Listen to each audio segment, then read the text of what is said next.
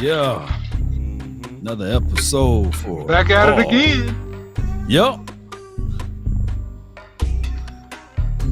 Cut down. My dang phone been blowing up. Cut down. 53. Man. Not 54, not 55, nor 60. But 53 of them. Cut day was interesting, man. It was. And the season getting ready to start, man. How y'all feel about that? Ooh-wee. I'm ready for it, man. Me too, man. Ain't nothing to it but to do it. Man, easy money. Yup. Easy money, man. Welcome. Let them wait. Yeah, man. Another one.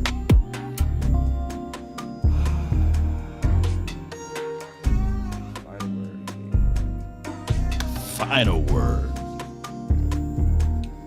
So I know people want to hear from us, man. We're getting that business. Give it to them, man. Oh, you already know.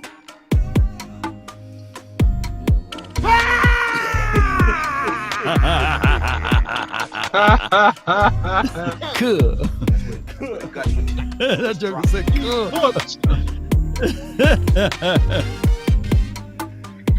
It's Mr. Nasty time. Let's get it, baby. Hey, but you know, in terms of roster, man, the roster look good, man. It do, man. I'll say 90% good. 95. Watch how that beat come back in. Woo, I love how that beat just come right back in. Yeah, man. This is one of the coziest holdover music that we go ever hear in our life. No doubt. The like button, baby. I heard if you hit it, it give you 10 to 15 years of good luck. Man, that boy's telling the truth. And nothing but the truth. Smash it. Yeah, man. It's gonna be Subscribe too. Because we going to switch it over to subscribers only. And I want y'all to be a part of it. Subscribers. That's right. The sub community. I got everything ready on my end. I got a new drop, man, that I want to implement. What you got, big dog? Since we got, I'm gonna put it to you like this. You know how when you Mortal Kombat, when they say Sub-Zero wins. Ooh, so y'all hit that sub button. We want to hit subs. Ooh, boy, I'm thinking of it right now, man. I know you can find it, boss. But not today. Maybe down the line. You know, next week. Give you a week or so. Sub-Zero. You know, wins. That gonna be dope. Yes, yes, indeed. So y'all sub it up, man. If you a Sub-Zero in the chat, let me know, man. If you a sub in the chat, man, let me know. Man, that boy lost so creative, dog. Y'all got a lot of stuff, Sub-Zero. man. That boy Mr. Creativity all day, man. Real talk. And let's go. Fatality D.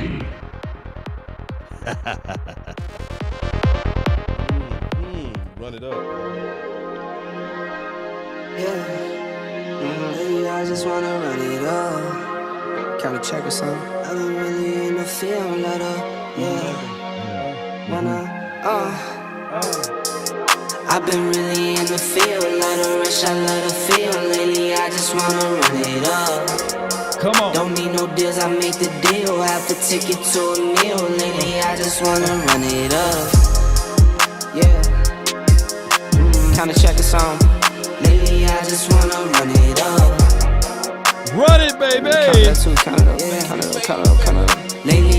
wanna run it up. Need them ones, I need them fives, need them tens, I need that change. To the safe, got blues inside. Greens and pinks, it's all the same. I still save and roll my change. Take some losses when I play, charge it to the game.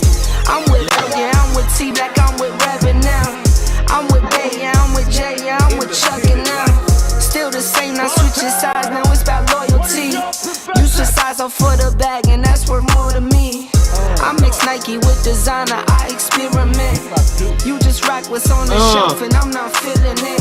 Search for the one, but I'm baby feeling girl, it. it's nothing real as this. Can't trust a soul, I keep a hammer, call it too legit. Legit, baby. I've been really in the field, love the rush, I love the feel. Lately, I just wanna run it up. All right, man. It's the final word, and we got the OC out here looking all evil, man. What's going on with you, OC?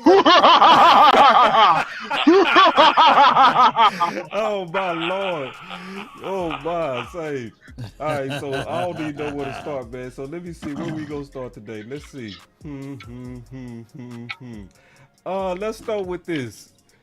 This Michael Gallup, man.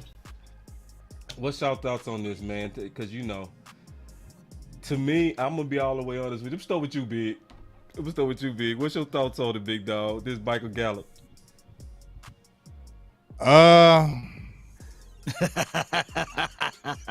I don't believe it. You know what I'm saying? Like Already. Now they say these injuries are 6 to 9 months in recovery, right? He did the surgery in February, and it's exactly like around 6 months.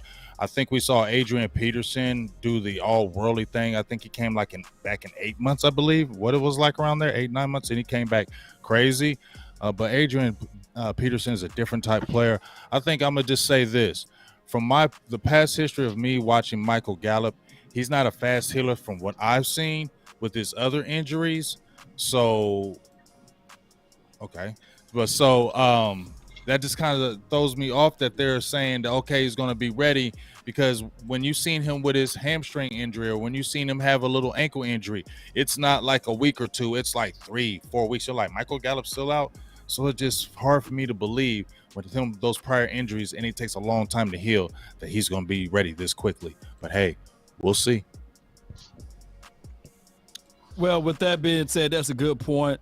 Sometimes he can be all right. He can be fully recovered, what have you. But sometimes you will compensate for those things, and then all of a sudden you will look back and say, man, now his hip is messed up.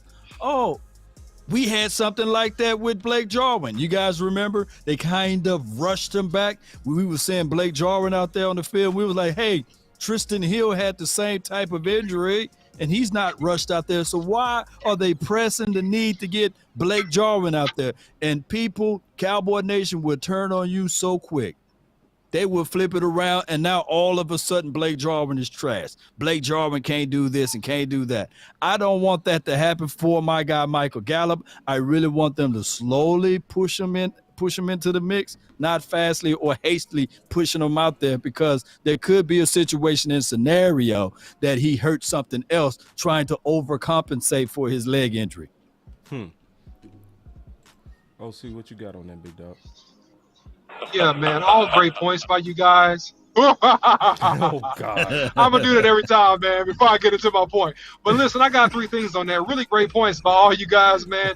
Look, here's the deal with Michael Gallup, and I think it's 3 things, right? I think that, you know, it's the pressure that he feels to come through for the team because he got, you know, a new contract. Hey, so I think on his side, he wants to get back, right? So I think that's a factor. I think 2, there is an element of the Cowboys trying to rush him back, which it really scares me. Right? And I think that at the end of the day, you do not want to be rushed back because, God forbid, he re-injures his knee, or like Law said, he's overcompensating and he injures something else on his body. So I think that the wisest thing to do is to be patient in this scenario, work him in slowly and see what you got. And then the last thing I'll say is it's a huge difference between being medically healed, right, of a injury and being physically ready to play at a professional level. That's a big difference.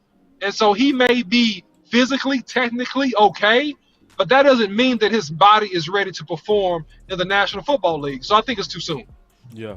And the only thing I'll say about it, man, is I think this is typical of the Joneses to infuse marketing with football, because they always trying to give us reasons to have optimism so they can sell tickets.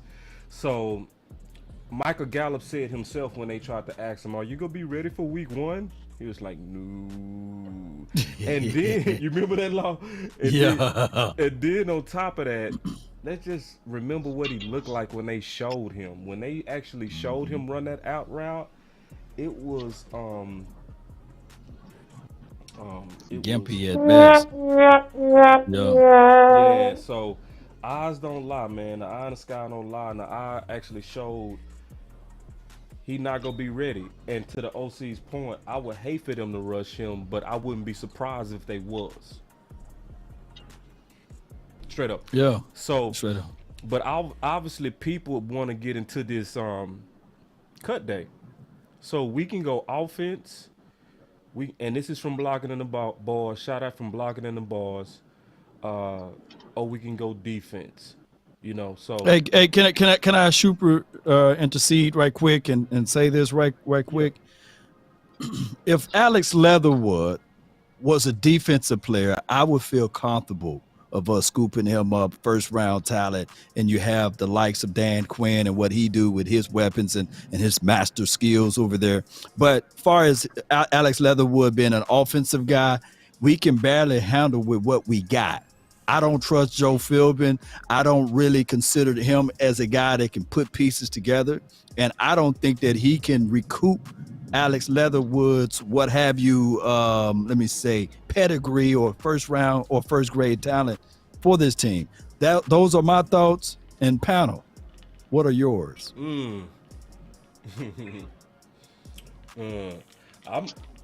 gonna be the first to say I don't know.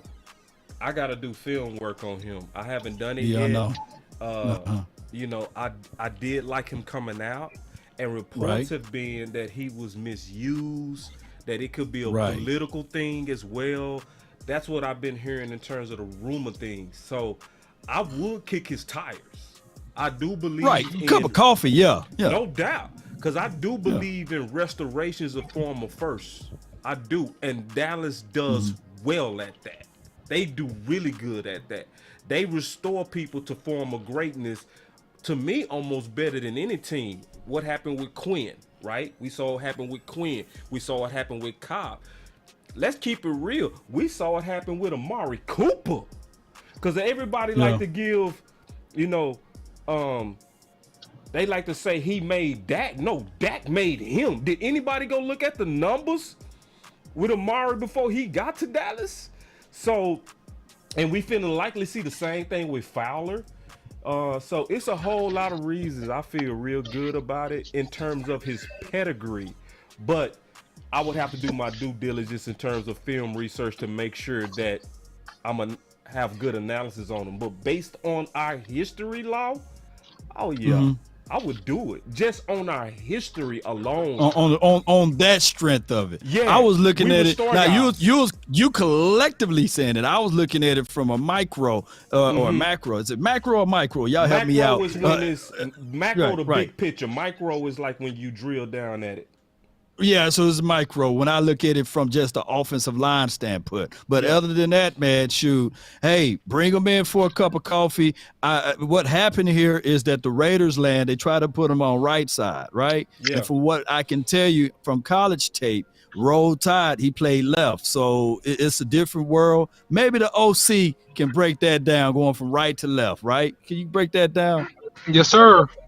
Yeah, going from right to left, me and Boss Cowboy talked about it on a show we did yesterday. And really the key component is that it is a short edge playing right tackle if you're talking about pass blocking, and it's a long edge playing left tackle, which means that I can take almost a short step, 1 foot back, hands up, and I'm ready for contact at that right tackle position because it's a short corner.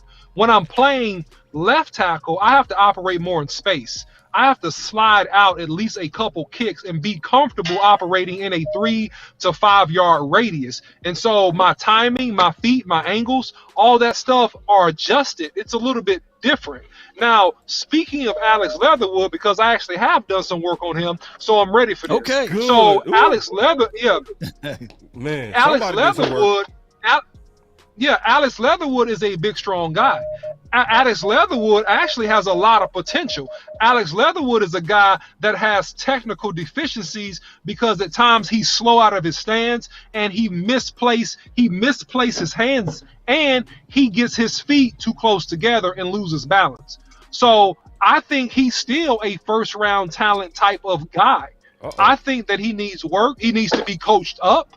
I think that he has the raw materials, but he's inconsistent with his techniques, and at times he gets beat. But also, if you look at some of his tape, and I have, at times you see him actually really choking and handling defensive ends. So you see both dynamics in this game.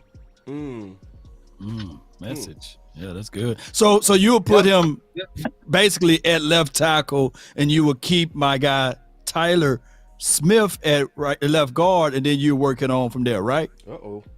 Getting interesting. Well, let me say this, not to put words in my mouth, Law. What I would do is this: I would bring him in, I would evaluate it, right? And that's a great question. I would evaluate it. What I would have done is not cut Avante Collins. Right, that's the first thing I would not have done. Right, I ain't trying to be messy to start off, but I would have kept him because of how he looked these first preseason games. What I would do with Alex Leatherwood is I would bring him in, see how he looked. I think he's more comfortable playing right tackle, and it's easier to play right than left. So I would trust him more at right, and then put Tyler Steele at left if we were bringing him in to start. That's what I would do. Okay. So it was a misassessment. It was a misassessment for me seeing all of those things negative about him and the reports at the Raiders land. It's just that his hand placement, feet too close together. He just need to get those nuances together, and he would be a better tackle in the National Football League. And of course, I saw him at Duke Manyweather's camp as well. So he's a Duke Manyweather guy. Yeah, and I'm not saying it's a misplacement on your part, Law. Yeah, right. and I'm gonna say this too, Law. I don't think it's a misplacement on your side of it. I think that some of the things are true, right? Some of the things are true about his failures. But what I see when I look at him, I see a young guy that hadn't been coached well. I see some of the same things that I saw with Tyler Smith coming out of Tulsa, a strong, athletic, big physical dude that just really, on some levels, his coach failed him in college because he didn't help him clean up his hands. He didn't help him clean up his footwork. And that's the offensive line's coach job. That's the guy that has to identify and help you tighten up your game when you have the physical ability. And so he has the physical ability. Now, here's the thing I don't know, Law. I don't know mentally how he is. I don't know his personal work ethic, right? I don't know how he gets along with teammates, right? Because those things also are factors that could cause success or failure. So those are the things that I don't know. Yeah, because the media was killing him, but I don't trust the media. I don't trust them and I don't trust crowds because the crowds didn't. And cover for me real quick, boss. The crowds didn't want to curse. You know what I'm saying?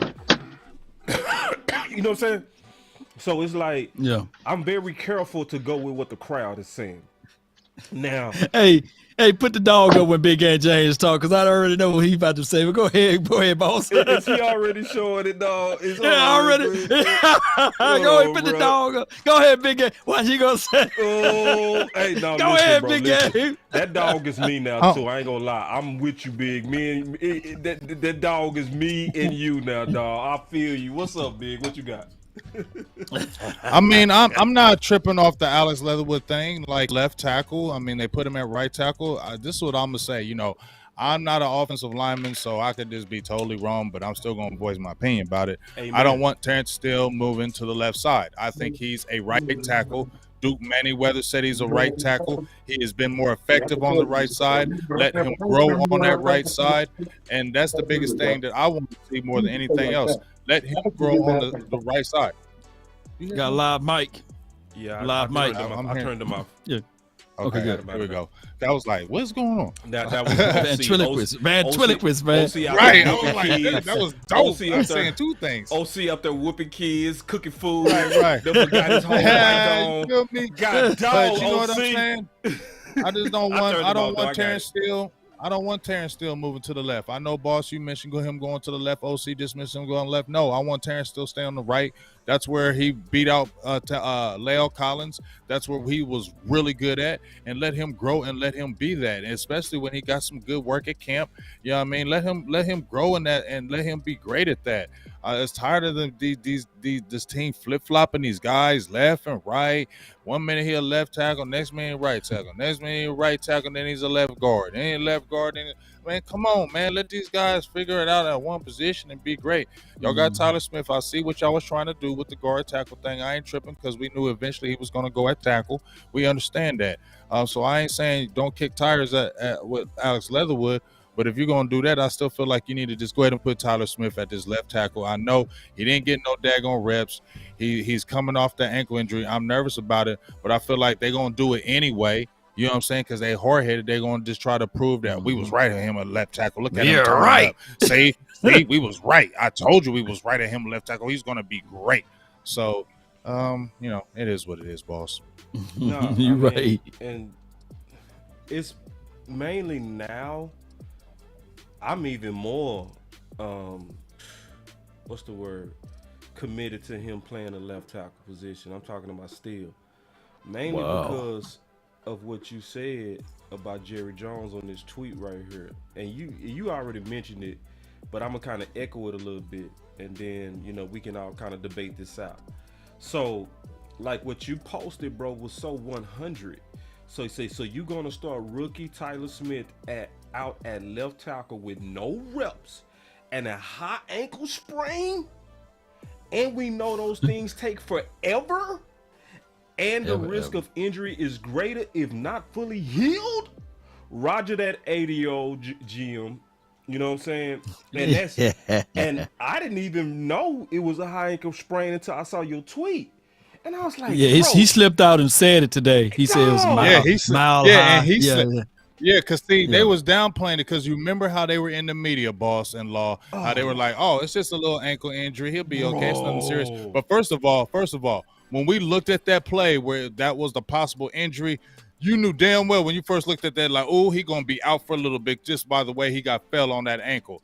And so then just like you said, Law, everybody, they were downplaying down. Then he slipped out. It's a high ankle. Okay. Now we know it's a high ankle. Now, okay, it's a high ankle sprain, and he's a left tackle dealing with these defensive ends coming at him like that. He's got no reps at left tackle. People like, he played left tackle his whole life and in college. Man, college and pro are different. We just seen you guys had just posted film of the two, Trevor Penning and somebody else, getting worked. Yeah, and they were top draft picks. Charles Clark getting work, and they have already got reps. They've been playing in training camp. So we're gonna think Tyler Smith's just gonna jump out there and just gonna do all this crazy stuff with a tender ankle, dog. And what if he hurts it more? Then what you gonna do? What if he goes out there, falls wrong on his tender, and then you see what I'm saying? And then they're gonna do the Josh Ball, Matt Lewesko thing because they want to be proven right. They want to be proven right. So they will roll out them guys until they get whooped up on, just like this Law with the receiving corps. They want to be proved they right. So they're not going to touch it until it goes bad. And then that's when you might see the rushing of Michael Gallup if them other receivers are getting shut down and we ain't getting nowhere. Facts, bro. And see, that's why I knew we really ain't having no fight on this. You know what I'm saying? Because I knew this was going to be a hard debate before the high ankle sprain. But now that we know that it's a high ankle sprain, bro, we got one option at this point. In my opinion, we can't trust Ball over there. And you can't trust Matt Lewesko. Or whatever his name. You know what I'm saying? Matt. You can't touch Matt. Matt. See, because I had a shoulder separation. I know how them things go. I had to have surgery to correct me, dog. You know what I'm saying? And my shoulder will pop out at any moment. I could go 3 games where it's going great and boop, it'll pop out. You know what I'm saying? And you can't play when that thing. So to me, you got to do like Lethal Weapons. Riggs. You know how Riggs, he had to get down. Yeah, then pop that thing. Yeah, I did that too, man. Like real talk, I actually popped my shoulder back in before it kept playing like a big dummy, and I had the worst game of my life. And I'm being That's my honest. favorite movie though, too. Yeah, that's a cold movie. That is a cold movie. That is a great movie. But and Danny Glover, that's Danny Glover only line in that movie too. Riggs. But that want me. I want to bring up something else with that too. What's that? That I've been seeing, unless the OC, you had some on that because we was kind of getting through that left tackle still thing. Did you have anything on that? Because I wanted to go through something else real quick. Unless you had some on that OC, did you have some on that? Oh, hold on. I turned you down because of the. Okay, go ahead. Can you hear me? Yeah, you good. Yeah. Okay, I echo what you guys were saying. What I heard you say in particular, Boss Cowboy. You can't put Josh Ball there. He's like the cake that's not quite ready. You take it out too early, and it's gooey in the middle, right? Yeah. He's not quite ready. So he can't be the answer. Matt Waletzko can't be the answer. So you don't want to move Steele. I agree with Big on that. It's not the ideal situation to move Steele, right? But unless you're committed, which I think the Cowboys are to a degree, of trying out Tyler Smith at the left tackle position, then that's your best play unless you're going to bring in somebody else. And I think that, like we were talking about yesterday, Boss Cowboy, on the show we did, that look, you're going to have some ups and downs with Tyler Smith. Just go ahead and factor that into your budget. Put that into your budget. But you're going to have a little bit of I don't know if you heard this, though, OC. He got a high ankle sprain, dog. Did you know about that? Okay, if he got... Allegedly. Okay, yeah, allegedly. But allegedly. Jerry slipped that out. Well, if he has a high ankle sprain, then he's not ready to move in space. He needs to heal up, right? And you got to do something different. So how you go get him ready if he got that? You don't get him ready. You don't get him ready with a high ankle sprain because he can't kick and plant on his foot. Right. If you got a high ankle sprain, you can't kick and slide your feet very well. It's very hard. I played with one. I actually had surgery on my left ankle, and I tried to play with that thing. And guess what, Boss Cowboy? That UT game, I came out the game at halftime because I popped it. I tore the ligament. Yeah. It had you playing real. I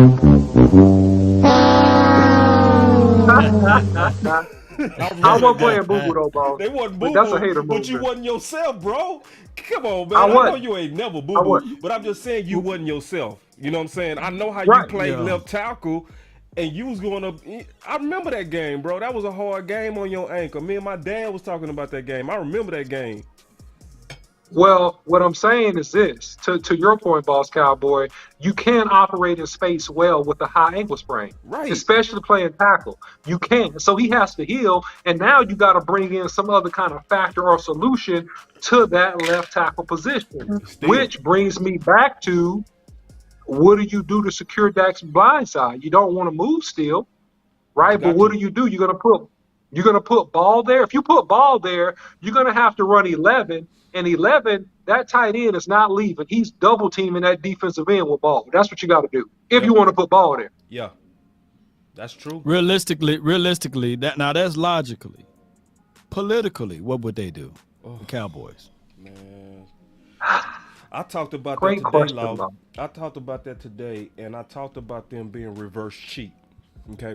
Right. And I was saying on reverse cheat that when we spend draft capital on somebody, or when we spend money on people, we then feel like we have to use them and we force them out there.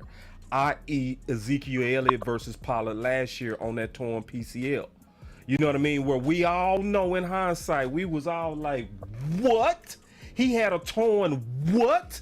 But y'all still was putting them out there because you paid for them.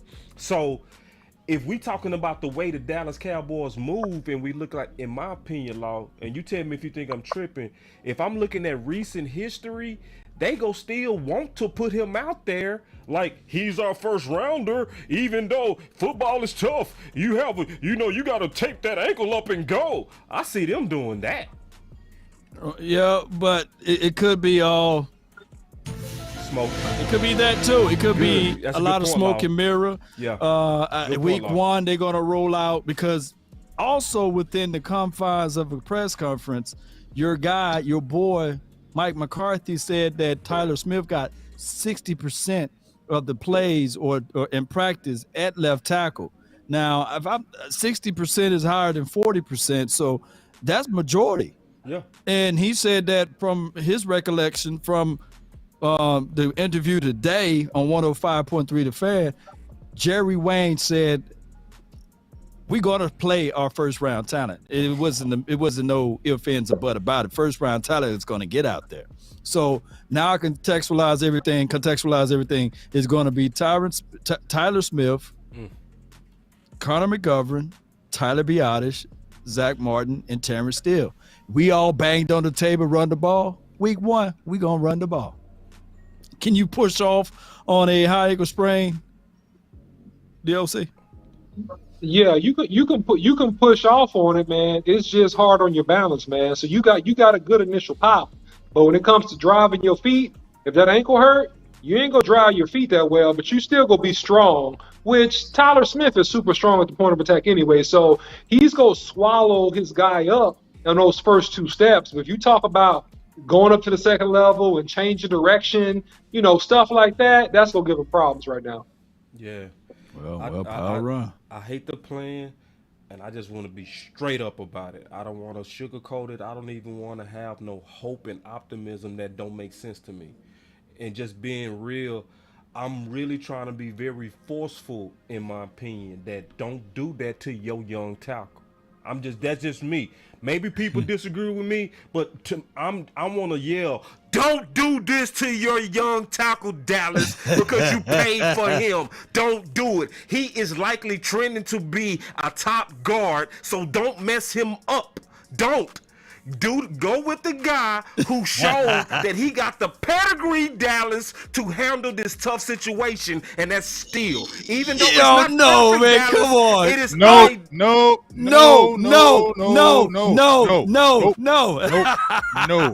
Hold on, you got 2 lawyers on that one. Thinking, dog. Can't do it. Yep, not doing it. No. Don't want to do it. Don't do it. Don't do that.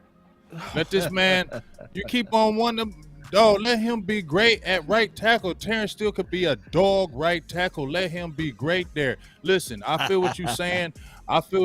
Boss, about Tyler Smith, but you knew they were going to put him at tackle. When they picked him, he was not going to be the guard of the future. He was end up going to be the tackle. Agree. And we were already talking about that, so we knew he was going to go to tackle. And this is just for Jerry to say, hey, we want to prove everybody. We already want to prove everybody right. We already talked about it, because if he plays good a few games, they're going to be like, see, we told you he's good at tackle. We told you we were right on this. So I'm just worried about the ankle. If you slipped up and said a high ankle sprain, and I seen how he got mashed on it when they showed the players that it was possible, that's the only thing I'm worried about. OC has already talked about it. And here's the thing. We're going against Tampa Bay in a few weeks, okay? So hopefully he might be rested up. But he's going to be going against William Golston, maybe Shaquille Barnett, who's a dog. And if they know it's a rookie and he's an offensive tackle and he may have an injury, I hope they're not stupid. They're going to attack that and see how that ankle is really feeling. They're going to see how he's really doing. So I feel like I got down.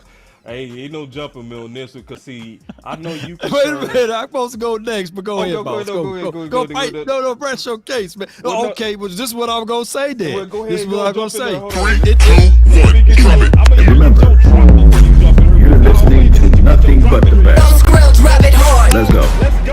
Yeah, baby. Hey, like my guy Duke Manyweather said, and then I'm gonna let the OC contest to this. He said that, hey, it literally takes about 2 to 3 weeks for that adjustment to happen. Granted, Terrence Steele may be good at left tackle, because he had 3 weeks last year. We're not 3 weeks away now. Unless but we had 3 weeks today last in practice, year.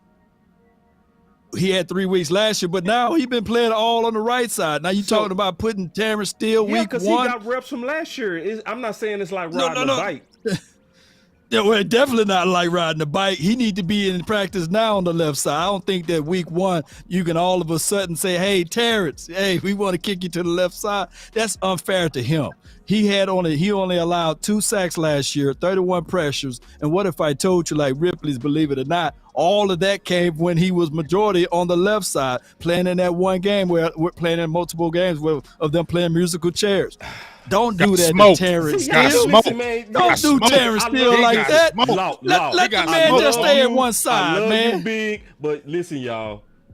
Remember we had this same debate on the super panel, and I was saying we should be cross-training Steele as well as Tyler for left tackle for this situation. Now we in the situation, so we gotta cross-train them. We got to. That's what we got to do. It's not my fault y'all didn't listen. So if he played left tackle right now, boss, who would be your right tackle since Avante Collins is not there? Put Ball out there, because that's all you got right now, because they messed up with Avante. That's another subject. And, ooh, don't get me started on that. Well, you know what? Ooh-wee. If they do that, then I'm definitely that offensive line gonna get their head beat in. So, OC, how you gonna sit back and watch all these DBs fight this Oh, out? say Philby. Wait, Come wait, on, wait, OC. wait a minute. Stay with us. Hey, OC. All the DBs, Come on, you OC, ain't, you stay just with been us. silent, man. No, What you go got ahead, going put on? some on it, man. Put something in Don't let on that it, man. pressure Put get something there, in on OC. it. Talk to him, OC. Talk Listen, to him. Talk some I'm- sense into that ball. Talk to him, OC. Listen, Man, please. I'm laying back in the cut. Let all you boys throw your blows, and I'm gonna come in here and be the voice of reason. All right. Okay, let's go So with check it out. Here's the deal, Uh-huh. man. You should not have cut Avante Collins. Rule number one. That was a mistake.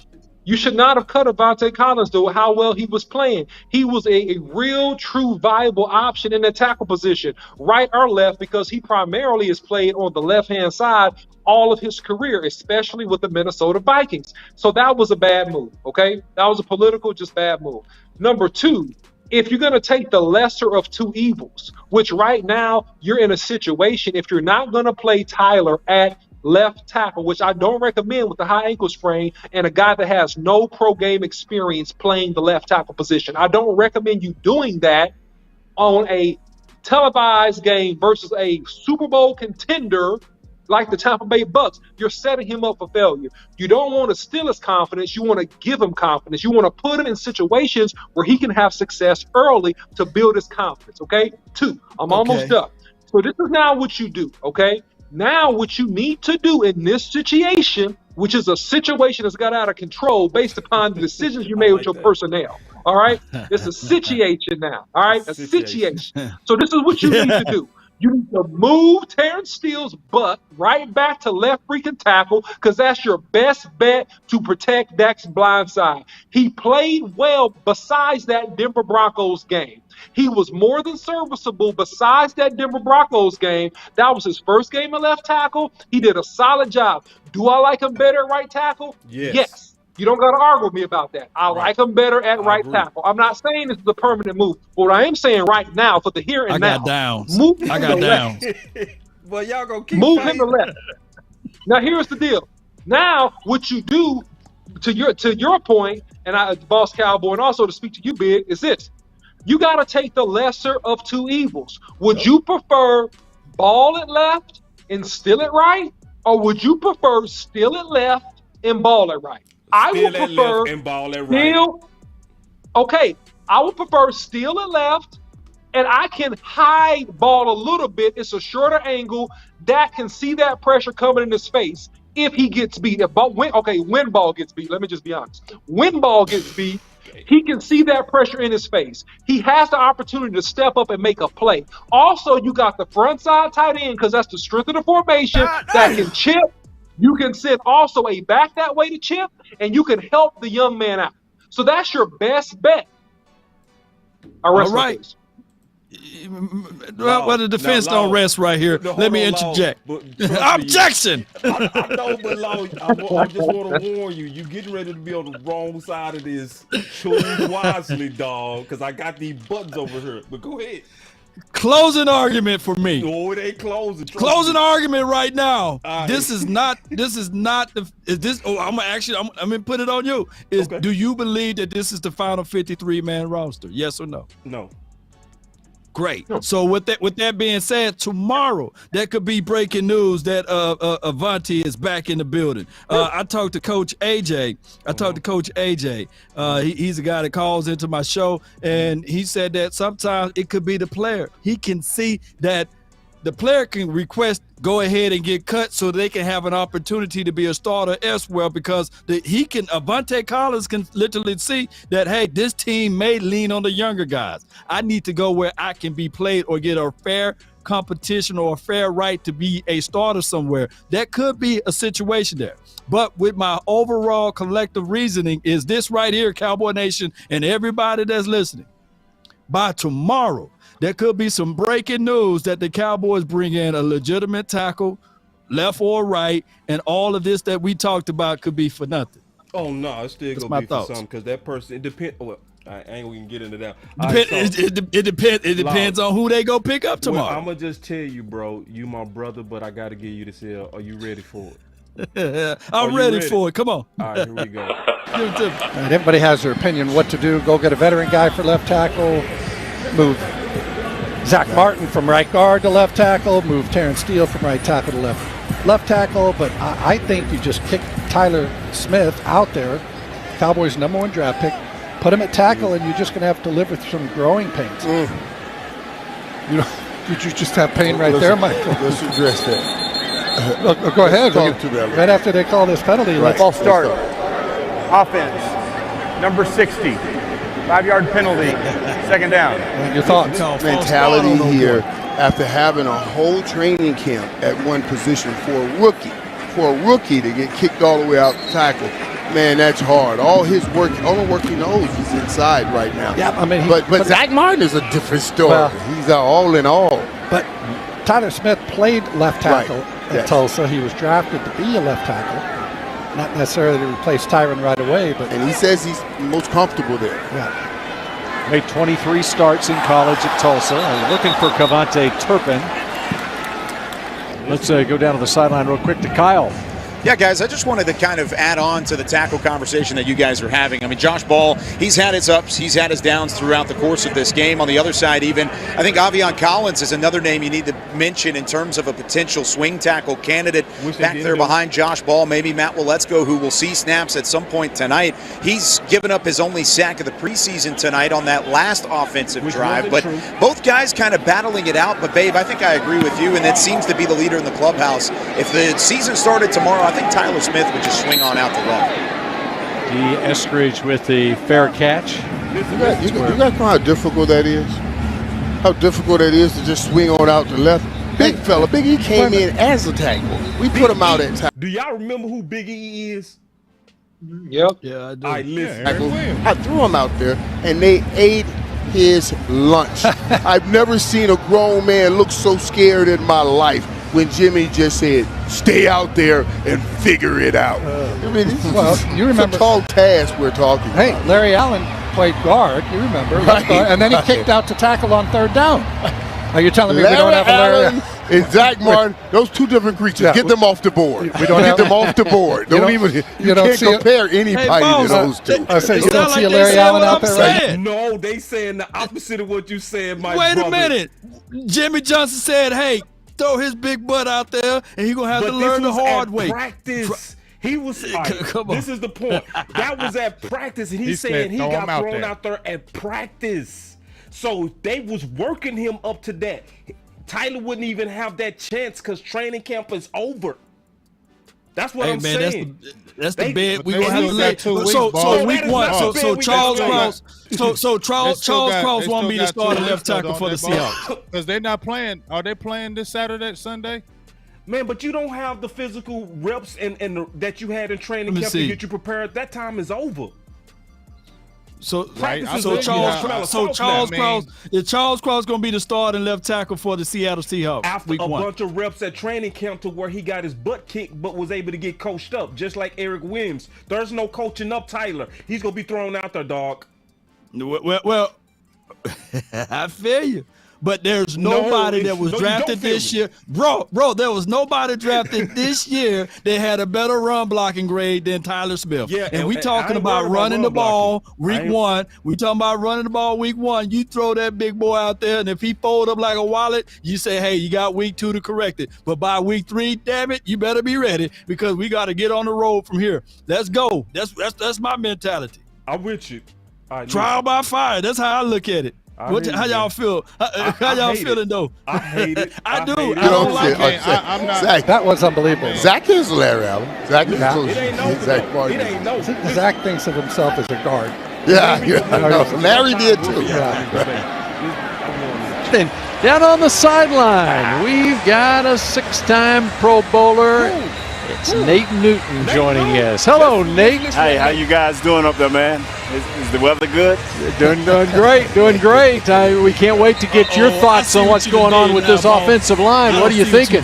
Just no continuity. Just a lot of young guys that are going against some first teamers there in the first quarter, and they didn't look good. I mean, they gave up a couple of sacks, hit on the quarterback, and it's not going very well. Running game is real spotty. They're just trying to find some rhythm and get out of this game safely. Big fella, let me ask you this though. You said no continuity, they're not working together well, but in this kind of game, even though usually in a regular game you want them working well together, but here it's survival too. They doing some individual stuff. What do you see? What guy you see individually playing pretty well? Mike, to be honest with you, I hate to say this, but no one has played well from your left guard all the way to your center there, and your left tackle and your right tackle. No one has played well. And it's just a mismatch of players trying to get through this, and I'm just being brutally honest there. But I thought Josh Ball did pretty good on a couple of those blocks. Even you don't think Mike, you're sounding good, but you're not saying anything. Josh Ball is not playing well. You're sounding good. Trust me, I played that position. Okay, big fella. So Nate, what Here come the question. Just a question. about you were in Oxnard. You saw Tyler Smith. Bill. Well, we're not talking about 6-time Pro Bowler good. We talking about making the team good. I'm not going to let Nate get away with that. I know you played the position. We ain't talking about a 6-time Pro Bowler. We talking about making the team good right now. Let me scan. Matt will make 68. That boy say Matt will make the 68. Ooh, Nate is wrong. Yeah, he'll make it, but that's about Farniok, Matt Farniok. Yeah, that pressure on Josh Ball, man. Hey, come on, Nate. Josh is not ready yet. The speed of the game is killing him. When he get into open field and he has to move his feet, somebody frees him with a double move, he can't move his feet. And that's beat him twice. They beat him this past game, they beat him this game. I'm watching it, Josh Ball. I'm praying for Josh Ball, but right now he's not mature enough, and the speed of the game is killing him. Nate, this is Babe Laufenberg. Now they finna settle it. The same debate we have. My God. It's the same debate that's happening all over the Oh world. my! Turn Nate Newton off. I don't care what Nate. Oh, Newton's now telling you don't me want to about. hear it. Now you finna listen to this dog. You played both guard and tackle. Yes. Now they're looking at Tyler Smith, obviously drafted as a tackle, was playing guard through camp, may have to kick back out. Tell me, what is he facing now with that? He's facing prima donna, ballerina, quick feet, everything, all world players. Inside, where I used to play, inside is safe, it's cuddly, you can wrap people up, you can kiss folks, but out there, you dealing with your stepmama, boy, she ain't gonna treat you nice, I promise you. I'm done, bro. That case closed.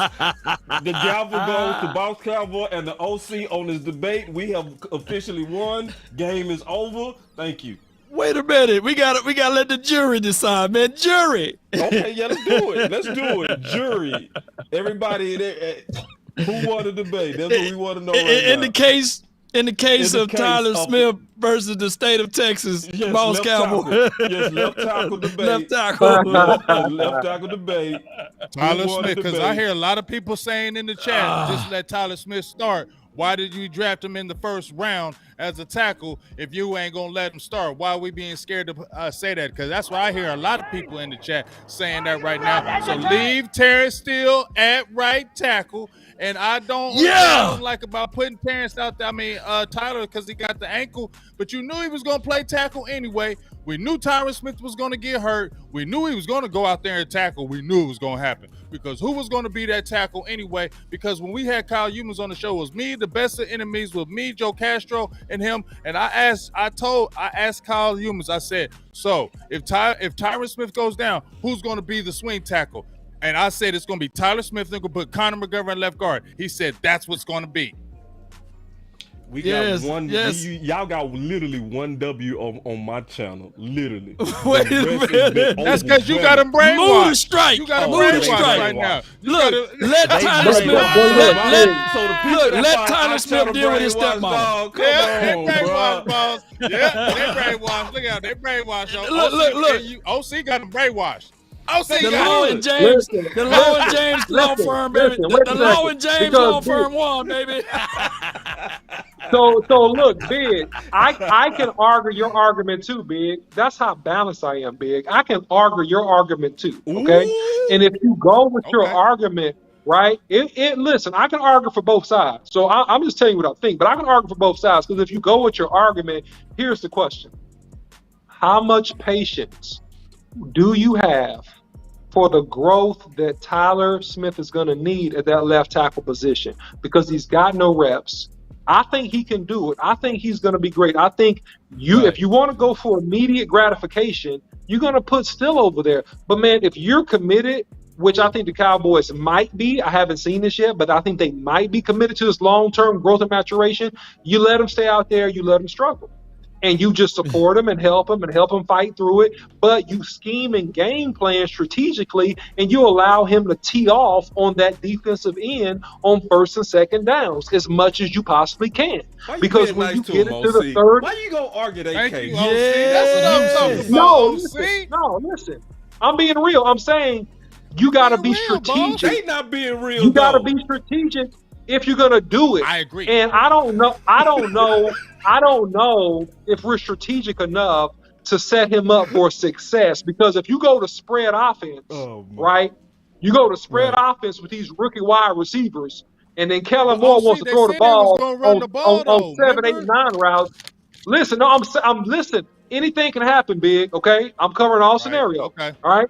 Okay. I'm being real. I'm saying if he decides to do that foolery, right, then you're going to find that young tackle struggling versus some of these real slick defensive ends that he's going to see. But even Tyron Smith, he struggled, man, his first couple of years. He wasn't great. He got really good his third and fourth year playing tackle for the Cowboys. He wasn't great when they put him out there. A lot of these tackles come to the league, either the team is committed to them or either they put in serviceable people and let them to develop slow. So you can go either way with it, but I'm saying you better put into your budget. You better put into your budget some struggle time if you do that. That's what I'm saying.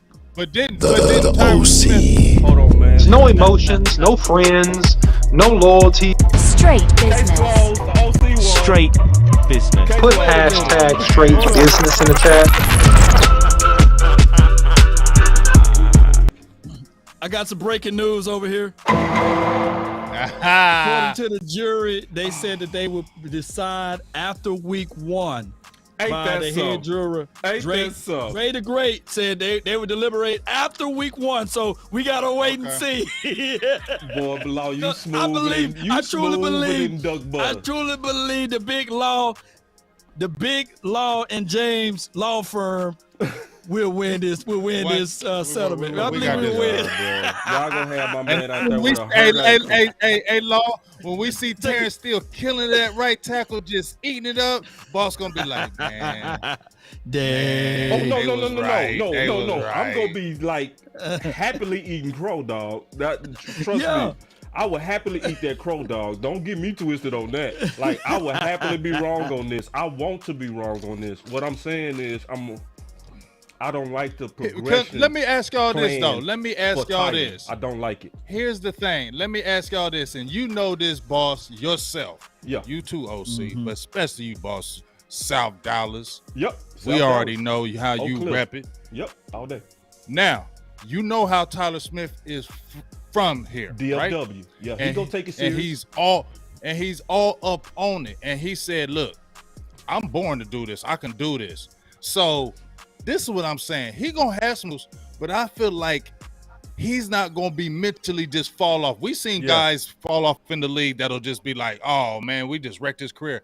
I don't believe this with Tyler Smith. I agree. I think he's gonna take the challenge. And he's not going to run away from that challenge. And he's going to, with the mistakes he's making, I feel like once he makes them, I don't feel like he'll be a habitual mistake maker, I guess is what I'm saying. Because when we look at him, OC and Boss, don't he look like a young Tyron Smith, body-wise, the way, how he stands the man up like Tyron does? Doesn't he already kind of look like that? And he just got to get the seasoning. Yeah, all He I want looks to stronger. say is, all I want to He's do stronger. is, and I do agree with that case that I think he gonna be out there fighting with all he has, but I think he gonna have to be the Dak. He gonna have to be like Dak was, to where he playing above himself as a rookie, and that's a big ask to me. To be honest, I don't think too many Dak type seasons, rookie seasons, happen too often. You know what I mean? Magical seasons, game one, just a natural it factor. It could happen, and it can happen. I just don't want to bet on that with somebody with a ankle issue with no reps in training camp. I would rather slowly cook him, because first of all, both of y'all did not listen to what I said, and they should have cross-trained him. So, because so it's going right back to what y'all was. It's going right back to what we debated on the Super Show, where I said, man, we need to be cross-training this dude because T. Smith is gonna go down, and we don't know when. Yeah. You know what I'm saying? And I y'all agree stuck in that. that 1988 philosophy. Not me. I was cool with that because I already knew he was going to be the left tackle eventually anyway. We all But you kind didn't of have did. my back So- that day, dog. I needed you to have my back that day. Didn't I? Oh, you my did, bad. bro. No, you did, bro. I might have been on the sauce. I don't know. Hey, Boss Cowboy. Yo. To that point, this ties in right to what we talking about. Yeah. If you can go to my Twitter page, I just retweeted it. Okay. And they talking about how Dak Prescott Yeah. can perform without that offensive line. And I think it was 105.3. If you can go there, I my think God. they just talked about this. No, see- this is our boy Kelvin Gray. This is our But- boy Kelvin Gray and Drury. See, I but think my it's a quick problem snippet. is this, dog. And you want me to try to pull it up? You want me to try to pull it? Yeah, just see if you can pull it up and hit that, Okay, hit that give sound me out. 1 second.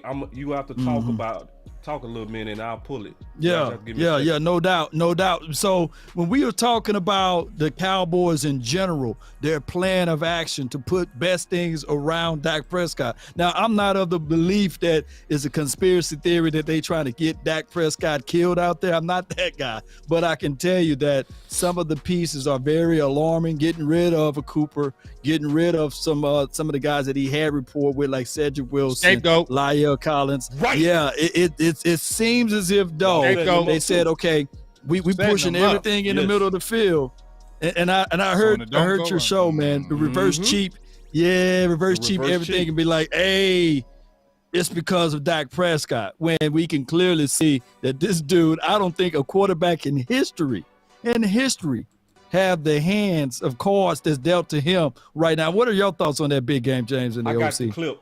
You've covered Dak I Prescott mean- for quite some time Oh, now. here I you have go. a very unique relationship with him. Going into year 7, Jory, when you look at this player and what he's being asked to do within this offense, is this the kind of player that you can see who can elevate not only his play, but the group around him to really put him possibly in that upper echelon category of the other guys that we talk about as being some of the best in the NFL? Yeah, I think you nailed the framing there, guys, because Dak could actually play significantly better individually this year and the offense not go as far and the playoff wins not come, which is obviously Dak and the Cowboys' main goal, because he's being asked to do so much more when he doesn't have the offensive line looking out for him. He doesn't have the receiving core he had last year. I do think that when it comes to elevating guys around you, there's the physical aspect and the intangibles, and I think he's got all the intangibles to lead. I mean, we hear that from so many guys across the team, and even a couple days ago, I was talking to Will Greer about that, and he was really saying, like, that is something so unique relative to all the quarterbacks he's seen when he's traveled across teams in this league. So I do think Dak will elevate everyone around him. I think that, and I think he'll do it in a way that's really different because finally he had a healthy offseason. He's got a little more stability than he did the last 2 years. The question is, if you're elevating, but you're starting at such a lower level, is that elevation going to be enough? And I think that if they don't make a move at offensive line, I don't know that it will be. Shout out to real quick, I wanted fan to for the clip. We go Yeah. definitely put that Real in the quick, description Boss for fair Cowboy. use. Hold on, let me get a fair use thing. I'm gonna put this in the description for fair use purposes, so that obviously we all, stay compliant. Go ahead, OC. Real quick, man, I wanted to give a quick shout out to Super Chat. I wanted to make sure you guys did the same, man. If you guys are getting Super Chats, we had Common Sense Lab ask a question about the offensive line, and he mentioned, and his question was this. The question is that offensive line or left tackle in particular is what I think he's talking about. He said, what player is going to give us the best down and distance scenario in terms of penalties? That's the question. So what player can we trust the most over there to get the job Zach. done and not give us a bunch of penalties? Is what his question was. Thanks for super chat. And Coach Marv, I saw your super chat, man. I just got to pull it back up. So thank you, brother. Yeah, that's obviously then again Steele. Yeah. There you go. What we talking about? What players? He was like, talking what about was for the left the tackle. question? He was saying which guy is gonna give you less holding calls, and that's less penalties. Yeah, that's obvious. Yeah, Steele don't get penalties, dog. I mean, he was gonna get him on the left side. He was 10th. He was 10th in the league last year. Terrence Steele was ranked 10th in the league last year with 8 penalties on tackles, as relates to all of the tackles. Look it up. Oh, okay. I don't believe. Oh, yeah. You know, I can pull it. I can pull it. I can pull it up. Pull it. Because out of all of the tackles, I don't remember him getting no penalties. Yeah. He had eight flags, 8 penalties. Yeah. Penalties. But majority of them came when they kind of played the musical chair. Can I just get 1 year of Terrence Steele playing at right tackle so I can get a fair assessment? I don't want to run your plan. No. Come on, man. I don't want 1 year of it. This is not Obamacare. Come on, man. This is an actual. This is actual plan. I don't want to risk that. I'm sorry. I hear you. We went with that Jason Garrett philosophy that you never move guys and you let them be great in their own position. No, we need to protect Dak. We need to protect Dak, bro. This is not fair to Dak. It's not. To be over there like we finna put a rookie over there with no training. No, bro, I'm not for it. I'm all the way against it. And ladies, but look what we're doing with the receivers, ladies, though. ladies, look what we're doing with the receivers. Doing the same thing with the receivers. And it's gonna be a domino. Think about the domino. Think about the domino. I know if you that, got bad though, but they're receivers doing that on and him. average protection, you are setting him up for major sacks. Because if the receivers not get open, he gonna have to hold the ball, and if that protection is not there, he gonna get hit. That's what we setting him up for. No. Yeah, I know all that. So, yeah, I think this offense is going to be bad. Ladies and gentlemen of the jury, I do want y'all to know that Law and Big Game James have decided that they are smarter than Nate Newton in the playmaker. I rest my case. Wait a minute. I got another topic. I didn't hear Nate Newton say nothing about Terrence Steele at the left side, though. I heard him say, "Get him." I didn't hear him say that. No, I didn't hear him say. You know what I heard him say? Don't what did I hear? Finish him. That ain't no finish. Thank you. Yeah, it is. No, Come what on, he said is, you said Law and Big Game James said they smarter than Nate Newton. I ain't hear nowhere where Nate Newton said move Terrence Steele to the left side. When he get into open field and he has to move his feet, somebody frees him like with a double move, he can't move his feet. And that's beat him twice. They beat him this past game, they beat him this game. I'm watching it, Josh Ball. I'm praying for Josh Ball, but right now he's not mature. All we got to do is use process of elimination. Because he said Process Matt of was pick 68, which was what he was saying what? He ain't He ain't ready. no- He ain't also it. said Yeah. ball ain't ready. Eliminated, right? Those are your two swings. What's left? Process of elimination. Steal. All right, so he don't what even that's gotta, he don't even got to mention steal to say steal. Because he said steal without saying steal because he eliminated the others. I win again. he did say that playing left tackle is like playing out there with your stepmama. So let's go get it. Let's go get it, Terry. Let's go get it. Tyler Smith. You gotta just play around. You just gotta be out there with the stepmama, man. Hey, but this is what I want y'all to realize. This is what I want everybody to peep though. This is how to fight. We ain't taking no shots at each other. We ain't taking no personal digs at each other. Right. You know what I'm saying? Right. This is this, and guess what? They also did it. We saw the playmaker having a good debate with Cal Yeoman. This is what everybody is doing. We just should be doing this in the right spirit, even though I won. So, no, you didn't. Hey, check this out. I want to talk about this, dog, because this stood out to me. This is what the Athletic said. Okay. And I got some comments on this too that I'm gonna kind of take us down this hole, bro. And the Athletic NFL said, how would you grade the Cowboys off-season moves, right? And he said, we have followed this franchise long enough to know better. God grant me the serenity to accept the things the Cowboys would never change. Oh, and then he kept going. He said they understand their coaches on the hot seat, so they virtually helped increase it. Now, let me give y'all the evidence of this. This is the evidence, dog. Let's just go to Todd Archer. And Todd Archer said this. One name that we've, and he talking about the media, constantly overlooked in the roster battle for swing tackle spot was, I don't know if it's Avante or Avion. I'm going to just say Ed Collins because I'm tired of trying to figure it out. We've mentioned Josh Ball, Matt Walesko, but Mike McCarthy has mentioned him quite a bit.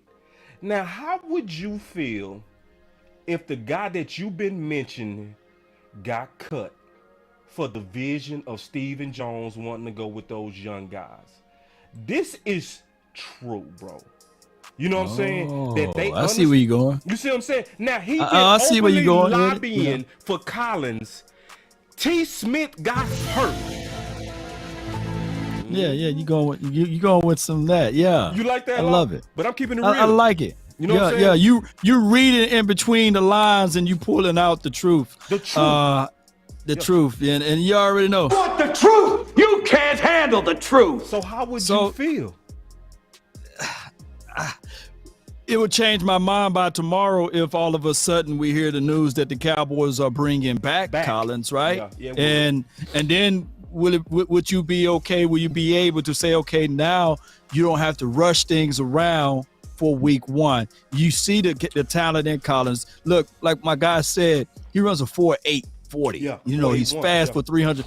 Yeah, 4.81. So for 313 pounds moving around like that, good feet, good position in his body and all of that other stuff. That's cool. Yeah. Well, he might have reached out to the organization and said, hey, let me at least test the waters and see if my good tape can showcase to the world and see if someone else can pull me in to be a true starter. And they probably granted him his wish, but we'll find out within the next 24 hours or less than that whether or not he will be for the Cowboys for 2022. And I would say that's still bad from this standpoint. If he wanted to get out of here and he said, I want y'all to cut me, the reason why he said that is because he saw what me and you saw in training camp, where he was outperforming Ball, but they kept giving Ball the swing tackle reps. Me and you saw that in training camp in Dallas. Right. It was only 4 content creators out there. It was me and you, Big, and Scott. And we saw it. So, and we was asking ourselves when we did that live show, me, you, and Big, all of us together, we said, what in the hell is going on at practice for Collins to be obviously playing better? And we all said this. And you not seeing him getting the swing tackle reps at practice, and they gave Ball swing tackle reps in the game. That then obviously communicated to Collins that he wasn't gonna get no first shake here. Right. You know what's really odd though? Yeah. No, you know what's really odd though in this situation? I'm gonna be honest, and I was looking for a comp, okay? And listen to this carefully, what I'm about to say. And I'm gonna say 2 statements that I believe are 200% true if you go back and look at the film. Avante Collins gets out of his stance and gets into his kick slide quicker than anybody on his team. He has the quickest set in terms of his explosion and just quickness getting out of his stance. Athletically, he's not near the player of the guy I'm about to say, okay? But this is the guy that I've watched. I watch a lot of these tackles. The guy that he reminds me of, just in terms of how quick and fluid he is, like getting out of his stance, like first 2-3 steps, is Trent Williams. Now, he's not on his level at all in terms of play, right? But I'm talking about just in that one aspect, Law, is what I mean. And the aspect of being quick, And fluid, just getting out of the stance quick, being fluid. Man, he's quick, man. He's quick as a cat. And I'm saying, and he's strong. And I'm saying, man, you can work with that. And so it really bewilders me. That's my word of the day, bewilderment. It bewilders me that they just cut the dude, man. It really does. It confuses me. I'm confused. It's like, you did what? I don't understand. Like, and then hoping that they bring him right back, man. It's like hoping that your girlfriend that left you for another dude is coming back tomorrow night. It's like it doesn't even compute. You know, and it just I'm bewildered. I'm bewildered. Right. Let me put on this dude pass pro. I'm at a loss for words, man. OC, let me put on this dude pass pro, and then let's break this film down, because I want to see what you're talking about on this kick. The OC. The film breakdown. All right, so we got the pass pro up. Yeah. All right. So when you look at Avante on this, man, I mean, you're gonna notice it's a jerk. It's that quick jerk. It's subtle, but it's a quick jerk in terms of how fast you see him get. It's that you see that quick jerk. It's a suddenness. It's what my old coach say, being sudden. Like, he's out of his thing. He's ready to rock. You know what I mean? He's up quick, man. He gets up quick. He gets up quick, man, in my opinion. So, and you have to watch a lot more. I'm gonna try to pause it. Yeah. Once they hike the ball, see if we can catch what you're saying. Yep. He's already ready. You see that? Huh? That looked about even to me. Yeah. Just keeping it real. Yep. Yeah, that's cool. We'll see on the next one. Yeah, that's cool. Hey, from what I've seen, I love his suddenness. I love his quickness, man. And it's a couple plays in here, because I watched this tape, that you can really see specifically, like, man, he's out quick. And this, he's being careful not to overset, right? And that's why he slows himself down. So you got to understand, there's a tempo of setting. It's almost like being a boxer. You don't set your fastest every play, because you don't need to. If you jump out as fast as you need to play, you're going to overset. I saw it. Right there, he was the fastest out of all four. I did see it right on that one. Yeah. Yeah, man. So it's certain plays. Yeah, ball got walked back. He got dog walk. He got dog walk, man. So, so if you see, and this is where I've seen it, boss, and you may not see a lot of this on this particular film, but if you see wider techniques or where he got to reach a player, it's when he has to reach a player, you really see that quickness. When he actually got to reach out there and block a player and get to him, like when he's challenged, you can see he has that quickness out of the stance. And so that's just one thing I really like about him, but that's my opinion. Yeah, man, I appreciate that super chat to tell everybody to hit that like button, man. Y'all are some beautiful people, man. I love y'all, man. Yes, indeed, man. Y'all good appreciate that. Yeah, man, everybody. And that's everybody channel, too, because I know we all pretty much be having the same people sometimes, too. But, yeah. I want to also then look at this, unless y'all had anything else on that. Well, just to echo that on the opposite side, I think that Malik Jefferson, even if you use Pro Football Focus, I really don't use them as their grade, but they graded out that kid higher than most of the linebackers on this team outside of course, Devin Harper and Jabril Cox, and he got cut over, what's this guy named Luke Gifford? There's not a game that you can tell me that Malik Jefferson didn't outshine Luke Gifford. So that could be the same battle cry on the defensive side versus what we've seen on the offensive side. Sometimes it's a political warfare with the Cowboys. They got who they like, and trust and believe they like who they like, and that's just how it goes. And that's all I had to say on that point. So yeah, just bringing up, we got the film on him as well, man. So yeah, courtesy of Michael Gelkin. Yeah, it's no way, while you right, man, that you can turn on the film, and this is a cut from Malik Jefferson, but man, you right. Luke was not no way playing like this. No way. Right. And then in no way. You can even add Story Jackson. You know what I'm saying? Story Jackson, just to your point, can we just talk about that, man, the politics? What's up? Are we seeing politics in Dallas, bro? Of course we are. Yeah, of course. Of course we are. Of course. It's the company way. What do you mean? Politics? Company way.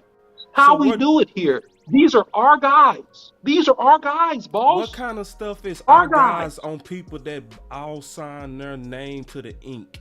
What is up with Dallas with that? How do you have your guys when all of these boys supposed to be brothers? Can anybody explain that to me?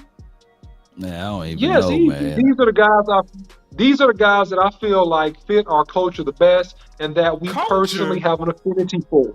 Culture. I want a culture of dudes like this dude who beating guards. Did y'all just see that? What Story just did to that dude? And Quick to the ball, man. And you never saw Luke do this.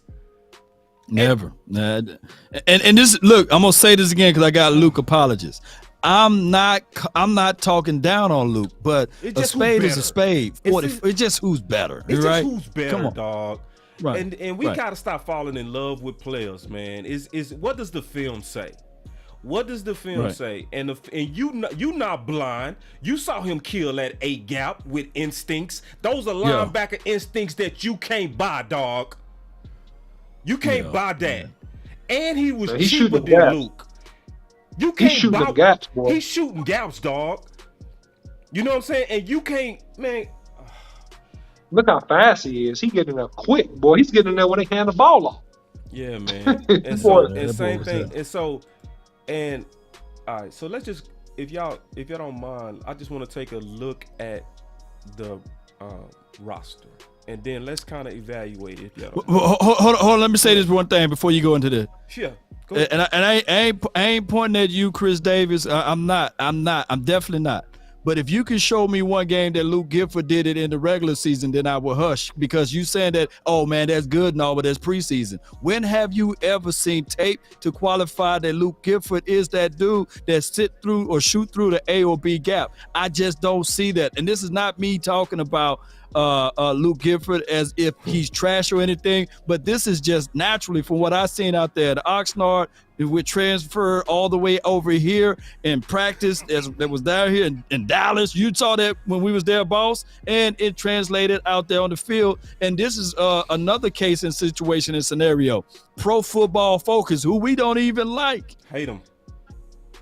They hate the Cowboys, and they even graded Malik Jefferson higher than Luke Gifford. So where are we getting analysis wrong? If all of us can see that Malik Jefferson is better than Luke Gifford, how all of a sudden Malik Jefferson shouldn't be on his team? That's all I'm saying. It's simple. That is very simple. Big, what you got on that, bro?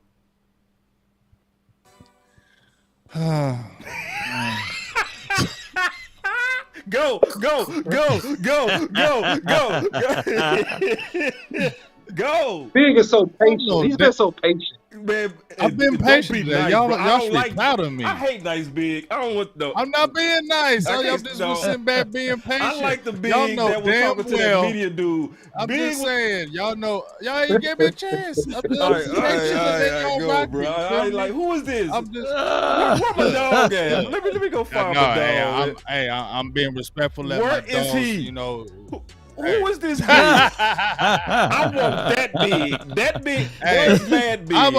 Hey, like I said, I'm letting y'all was doing y'all's thing. OC was breaking down like he does on the offensive end, and I like listening to that. So I get to chilling and get to watching. You feel me? I like when I like he be teaching me stuff, so I just be quiet and watch. You know what I'm saying? So I just get in the mode letting listen to y'all. But if we talking about the politics, y'all already know. This what comes down to if you're talking about the Mike McCarthy thing, and when you're talking about Dak Prescott, how they're already undercutting Mike McCarthy again, and I feel like they doing it to Dak. This is the thing. All I'm gonna say is this: this is why Dallas don't win, y'all. Those big games. This is why they choke.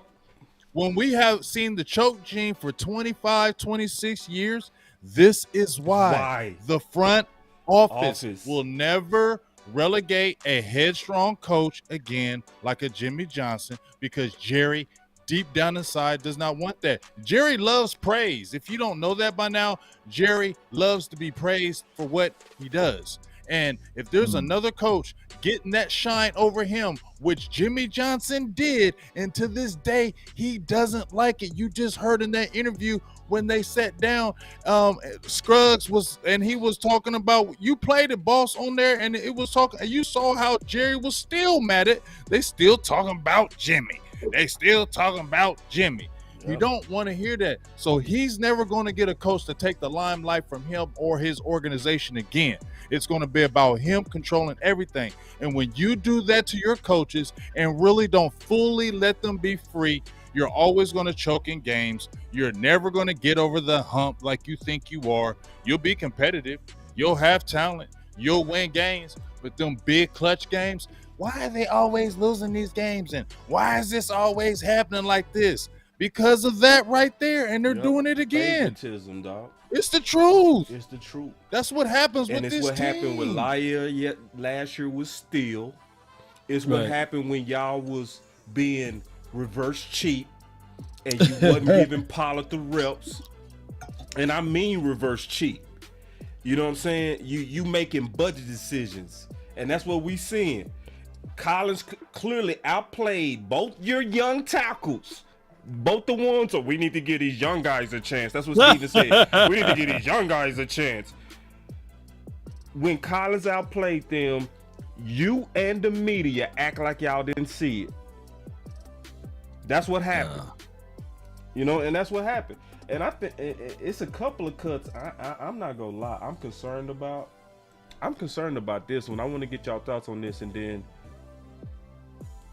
that CJ Goodwin. Oh man, bro, that's a special teams demon right there, bro. Yeah, that dude was amazing on special teams, bro. Shout out to Michael Gelkin for these clips, bro. Yeah, he's a beast breaking down each one of those guys that got. Yeah, he did. But look at this. Yeah, but they're gonna bring CJ back. You know, yeah, they probably bring him back. Yeah. They're gonna bring a lot of people back. Like I say, this is not the final 53 man.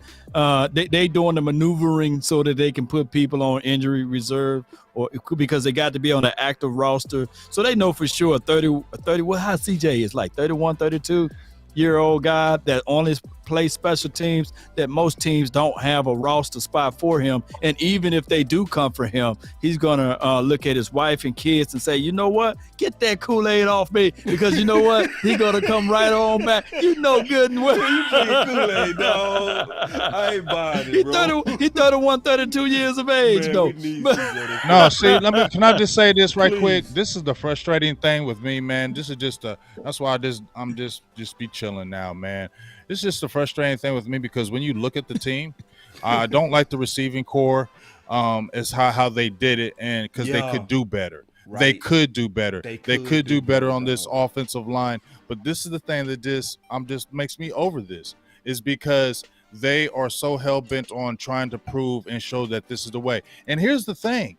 What they're doing as far as their roster and how they bring in the players is not wrong. I really don't be mad at how they have the young players and how they do the roster, how they keep they sign people for the cheap and they can get good players in. I'm not mad at that. I'm not mad at how you do that, but you don't allow your coaches to take over from there. Right. If you make them decisions and you do all that, sit back, give your coach and his staff the reins to go hard and watch it work.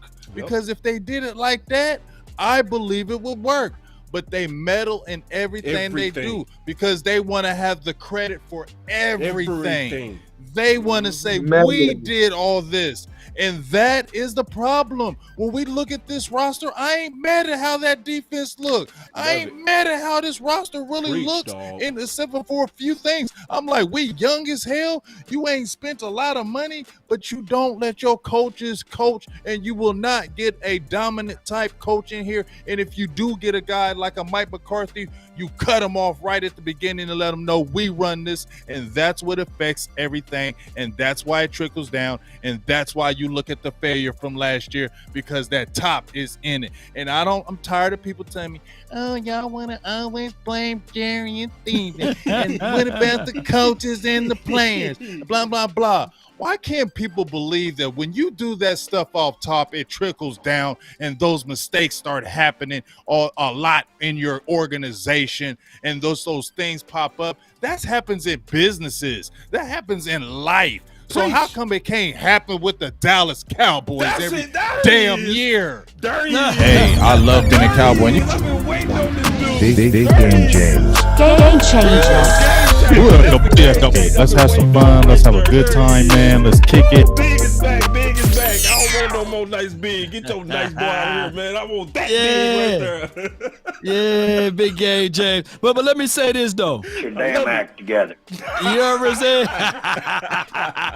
Because in the same breath, and go ahead, pour the Kool-Aid. You can pour the Kool-Aid on me now. Because in the same breath, we got Dennis Houston, Peyton Hendershot, of course, a Cavante Turpin, and put extra Kool-Aid on it. We got a guy by the name of Marquise Bell. So at one hand, we can talk bad about the Cowboys front office and Will McClay and everybody else, but on the other hand, we got to talk positive, because those boys, those 4 players but right I didn't there say can make something happen. about that. No. I'm not directing. I'm not directing it all on you, Big Game James. I'm talking about the collective party. I love all that. So how can we can't balance it all, because they strive. This is what get them a hard on. They strive on the fact that they thank you. They can find diamond in the rough. Thank you. I ain't hearing nothing. Thank you. I appreciate it, but I ain't hearing it. I'm that dog too, Yeah, but they strive. Yeah, I fools done called Collins. Hey, wait a minute. Collins with T. Smith injured, dog. No, dog, like for real, man. I ain't. I'm big. Me and you. I need a double of this dog. Come on, man. Come on, man. I need 2 dogs. Come on. Come on, man. Come on. Go ahead, Law. I'll let you OC, boss law. There's no way we should I want be me some mad glory hole. every year. We should not be mad as an organization. We should not be mad as we should not. But as I said before, there is no rush, because there's nobody pressing these guys. And when I just heard the news of the Dallas Cowboys being number 1, worth $8 billion, and they have only won 3 playoff games. Let me throw some stats out to you right quick, because I had a rant and I was going to save it, but you know what? I'm going to just do it right now. Okay, in 25 years since Jimmy Johnson has left, okay, and 96, because we had the little Barry Sitzer, in 97 to 2009, Dallas Cowboys did not win a playoff game. In 25 years, Dallas Cowboys, Jerry Jones as the GM, have had 9 double-digit win seasons. That's 36%. In 25 years, they have made the playoffs 11 times. That is 44%. In 25 years, they have won 3 playoff games. That is 12%. He has an overall record as a GM at 15 wins and 13 losses. If you take away the Jimmy Johnson era, he has 7 wins to those 13 losses, and 4 of them with the Barry Switzer living off of Jimmy Johnson's players. So really, it's about 3 wins out of 13 losses, and that's him as the general manager of this organization. And he's 80 years old, still going on First Take, rambling, talking things like that. So I won't take the organization serious. And when I see Stephen Jones saying, I'm going to just undercut the team because I don't want to pay nobody, that lets me know dysfunction, and that's why we don't win. Are you embarrassed? Are you embarrassed as an organization about how the team is playing? Get your damn act together yourself, okay? We're going to have a good visit, but settle down just a little bit. I don't have the patience to jack with you today. That's so real. That was him. You could, yeah. That was Jerry letting them know, I'm the flagship. You know what I'm saying? You ain't getting ready to be free as you think you are. You get your act together. I would take all my interviews and I would take it to your competitor, and everybody would then start listening to them. You know what I mean? That's exactly what happened. Independent life, baby. Fighter words.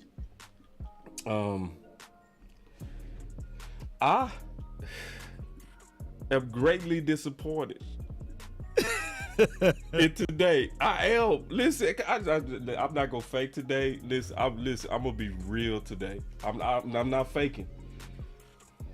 What disappointed me the greatest was how Mike McCarthy obviously was laying it out there for Collins. How does your head coach lobby for Collins and he get cut? He's unsullied. And you did that with a tackle need. You cut a guy who been all the way through training camp, played well in all the preseason games. Now, he wasn't perfect, and the sack that they said he gave up wasn't on him. That was a game that am I saying it right, OC? Am I saying it right? You're saying it correct. You're saying it correct, It was a game that was not on him. See, I ain't even got to finish because the OC already... Yeah, it wasn't on him. So he gave up no sacks. He was killing on run blocking. Where your super chat, Coach? I don't see your super chat. But let me find it. Okay, OC, why McGovern not our center? Ooh. Yeah, man. See, that's what the show. Man. I talked about that. Final word. Hold on real quick. We ain't got to do the final word. Go ahead, OC. Shoot. No. We ain't going another hour, but I want to hear OC on this because I did suggest him to play center. Listen, he's not our guy because of the fact that they have invested a couple years of development into Badias. I mean, that's why. Could he actually play it technically? I think he could. I think he'll be a little bit strong at the point of attack. But I think that Badias will do an okay job. I think that he'll get a whole lot better. I'll give my final word since you kicked it to me, Boss Cowboy. But that's what I think about the center. I'm going to tell y'all something. I see dead people if we get somebody hurt based upon who's in an offensive line room right now. I see dead people. I see dead bodies. I see dead Ezekiel. I see dead Pollard. I see dead Dak getting hit in the back of his head if somebody get hurt, because we got two tackles that are not ready to play. And you cut a guy that was ready to play. I see dead people. Josh Ball is not ready to play. Matt Walinsko is not ready to play. And you cut Avante Collins. I hope you fix this soon. Law, I hope you're correct, sir, and that tomorrow the girl that left me comes right back into the building. I pray she comes right back into the building, because we need somebody to come back into the building, because this right here, this situation, it's a big thing for Boss Cowboy to actually say publicly that he drunk Kool-Aid. Listen, I do not drink Kool-Aid. Sorry, you was going so hard I hit the wrong button. Go. No, I'm done. I'm done, man. I'm just telling y'all. I hope this is correct, guys. That's my final word. I'm cool, but I hope it's correct. Man, who was that? I like hoodie. Yeah. Ether. The Ether OC, man. you know. Man, all you need is that Ether beat. The hoodie OC was straight business. Ether. The OC. Man, no emotions, no friends, no loyalty. Straight business. Straight business. Put. Ooh, all right, man. Let me go finish my final word, though. Let me finish my final word. So, unless you was finished, did you have some more, dog? Because you was doing so good. I was enjoying it. I'm good. I'm good, bro. I'm gonna say the rest. Wow. I'm good. Man, that was juicy. All right, hoodie OC. Ooh, put that hoodie back on the next time you do the final word, because Wade brought some out of you. All right, got you, bro. All right, but I'm just being real, man. I was disappointed because, like, we all want to believe, we all want to hope, and when you see them make moves like they make, you gotta be a realist and just say that you are hurting our chances of winning championships. And you know, you don't want to also just be straight up. You want to see guys that had a chance to accomplish their dreams get a fair chance, man. You know what I'm saying? And I don't want to feel nasty to be a Dallas Cowboy fan. I don't want to see men earn it and then it be given to other men who didn't. I'm just being real. Just because you was drafted or just because you're one of our guys. And I think it's the wrong message for you to sign because Story Jackson could have chose another team. He was an undrafted free agent. He could have chose another team. He said, I'm going to put my faith in you guys, that I'm going to take my talents here, and if I compete, y'all go do me right. And y'all didn't. Y'all didn't. And it don't feel good to be a fan when a team does stuff like that. When you watch Malik Jefferson, a hometown kid, who they said he couldn't diagnose a defense, and he came in and he was doing everything that they said he couldn't, including spring the key block for Turpin, and was balling on special teams.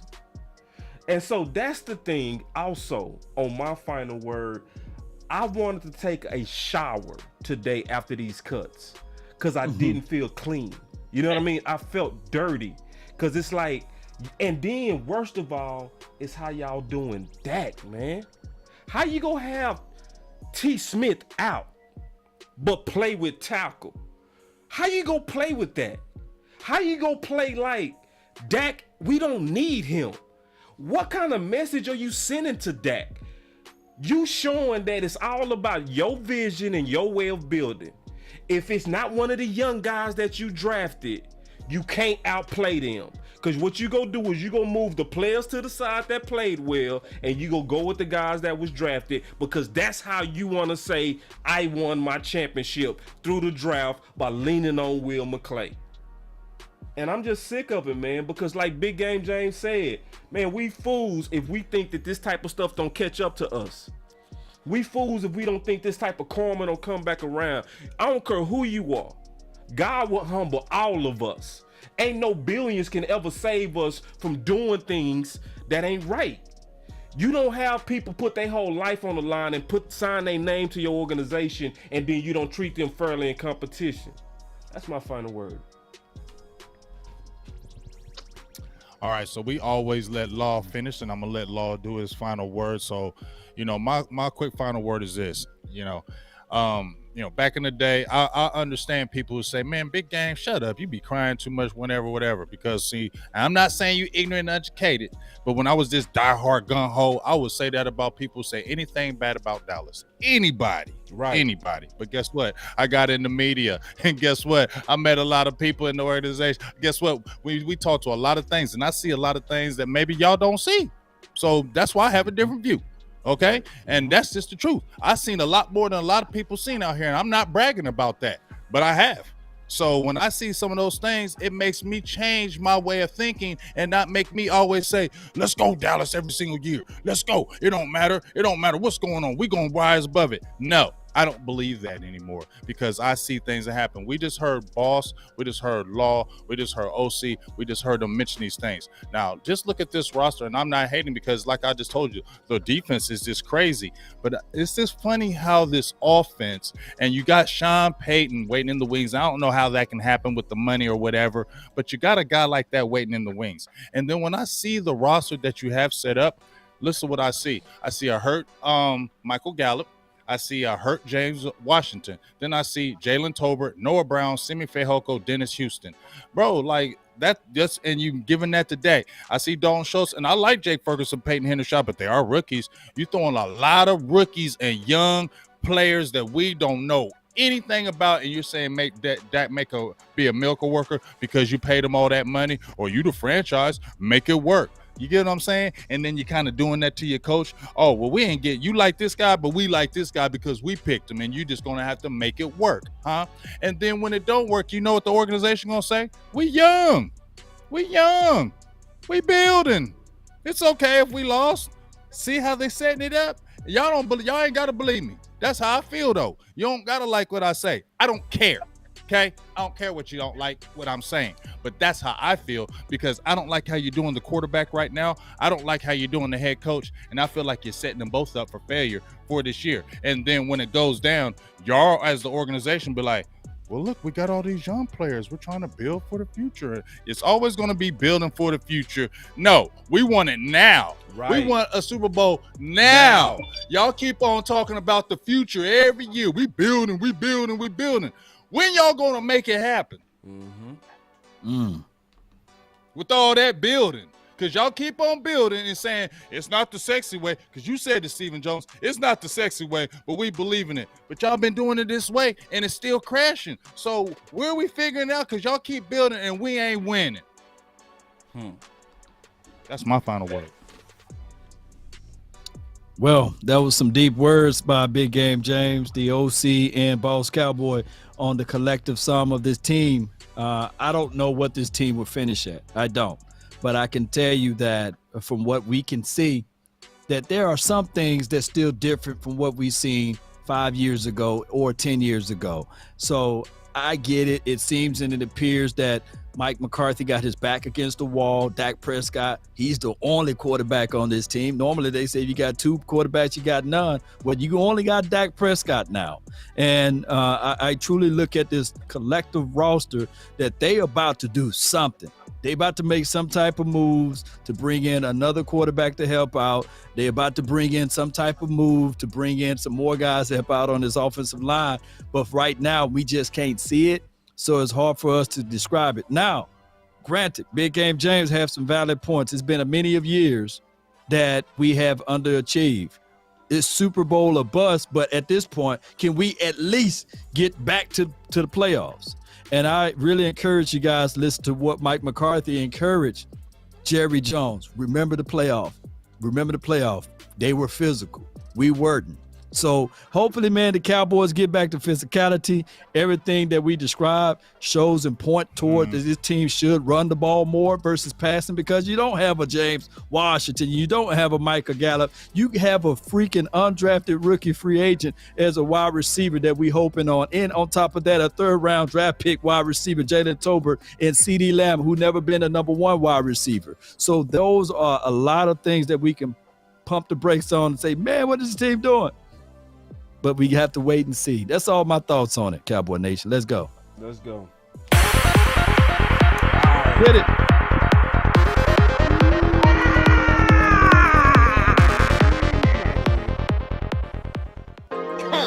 I still love you, Cowboys. Let's go get Malik Turner, baby. Malik Turner. He's cut. Hey, like I said, hey, boss, like I said on my Twitter, I love my Cowboys. I just don't love that leadership. Right. I've been really in the field, I love the feel lately. I just wanna run We was here it before up. they was, wasn't they, boss? Don't need no deals, I make the deal. We was here before the Joneses, though, right? So We was here before the Joneses. Yes, we were. Yeah. So we love our Cowboys. I'm gonna let everybody, all y'all know, I love my Cowboys. That's why I get so heated into it. That's why I get so passionate into it, because I love my Cowboys. If I didn't love my Cowboys, I wouldn't make a rant. You feel me? Never change, bro. See, because there's a lot of people scared to say what you saying. I ain't scared to say it. You know what I mean? I know you ain't. Yeah, I'm saying it needs to be said. Charge it to the game. You know what I mean? But I'm gonna read all of y'all super chats on the next episode. Appreciate y'all. Yeah, man. He going live in Appreciate 5 y'all. minutes. You good? He going live in 5 Nah, minutes. he gonna be too He far. going live in 5 minutes. He going live in 5 minutes. The Law Nation report breaking news. Look, as soon as we get ready, as soon as we done, it's gonna be like Law Nation live.